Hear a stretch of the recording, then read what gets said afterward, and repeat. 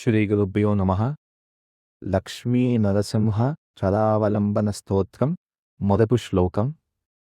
శ్రీమత్పయోనిధి నికేతన చప్రపాణే భోగీంద్ర భోగమనిరంజిత పుణ్యమూర్తే యోగీశ శాశ్వత శరణ్య భవాప్తి పోత లక్ష్మీ నృసింహ మమ దేహి కరావలంబం.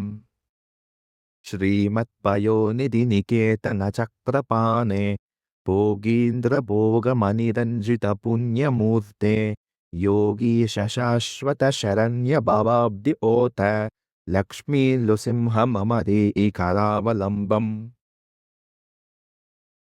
ఈ శ్లోకం యొక్క అర్థం ఏంటంటే, ముందుగా మనం ఈ శ్లోకంలో ఉన్న వర్డ్ టు వర్డ్ అంటే పదానికి ఉన్న అర్థ విశేషాలు ఏంటో తెలుసుకుని దాని తర్వాత ఈ శ్లోకం యొక్క సారాంశం ఏంటో అని మనం తెలుసుకుందాం. ముందుగా శ్రీమత్ అనేది ఒక నామ అంటే ఒక పదం. శ్రీమత్ అంటే శాశ్వతమైన శుభప్రదమైన అని దాని అర్థం. పయోనిధి నికేతన అనేది ఒక నామ. పయోనిధి నికేతన. పయోనిధి అంటే తమిళ్లో మనం చెప్తే పార్కడల్ పరమపదం అని చెప్తాం. పయోనిధి అంటే వైకుంఠం అని మనం అర్థం చేసుకోవచ్చు. ఇక్కడ నికేతన అంటే ఉండే చోటు, వన్ హూ రిసైడ్స్ ఇన్ పయోనిధి.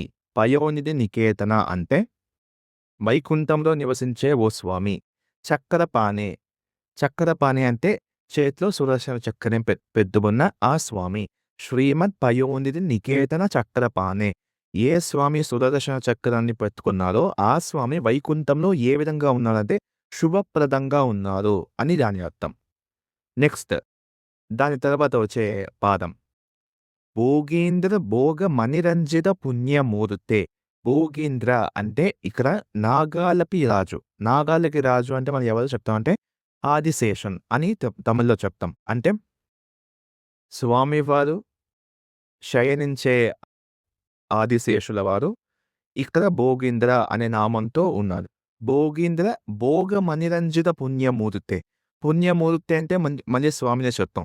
ఆ స్వామి ఏ విధంగా ఉన్నారు, ఏ విధంగా వెలిగిపోతున్నారంటే భోగమనిరంజిత, తను వేసుకున్న ఆ మాలలు మరియు ఆభరణాలు ఏ విధంగా దగదగా మెరుస్తుంది అంటే భోగేంద్ర భోగమనిరంజిత పుణ్యమూర్తి. అంటే ఇతర శంకర భగవత్పాదాచార్యులు ఏ విధంగా వివరిస్తున్నారంటే స్వామివారు ఆదిశేషుల మీద శయనించి ఉండగా తను వేసుకున్న ఆభరణాలన్నీ ఆ ఆదిశేషునితో దగదగ మెరుస్తుంది. ఆదిశేషుని ఆ పదకం మీదగా కాంతి మెరుస్తుంది.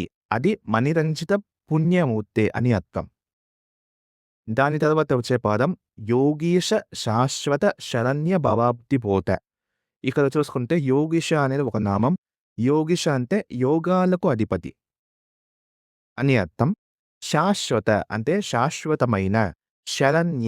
శరణ్య అంటే శరణాగతిని ఇచ్చే, భక్తులకు శరణాగతిని ఇచ్చే అతను శరణ్య. భవాబ్ది పోత అంటే ఈ సంసార సాగర నుంచి మనం తీసుకువెళ్ళే స్వామి. యోగీశ శాశ్వత శరణ్య భవాబ్ది పోత అని దాని అర్థం. ఆ స్వామి ఎవరు? లక్ష్మీ నృసింహ. చివరి పాదం ఏంటంటే లక్ష్మీ నృసింహ మమ దేహి కరావలంబం. ఆ స్వామి ఎవరంటే లక్ష్మీ నృసింహ స్వామి. ఆ స్వామిని మనం ఏం అడుగుతున్నాం? మమ అంటే మనం, నాకు. ఏం అడుగుతున్నావు? దేహి అంటే ఇవ్వండి. ఏం ఇవ్వాలి? కరావలంబం అంటే స్వామివారి యొక్క దివ్యమైన చేతులతో మనల్ని కాపాడమని మన స్వామివారిని అడుగుతున్నాం. అదే లక్ష్మీ నృసింహ మమ దేహి కరావలంబం అని దాని అర్థం.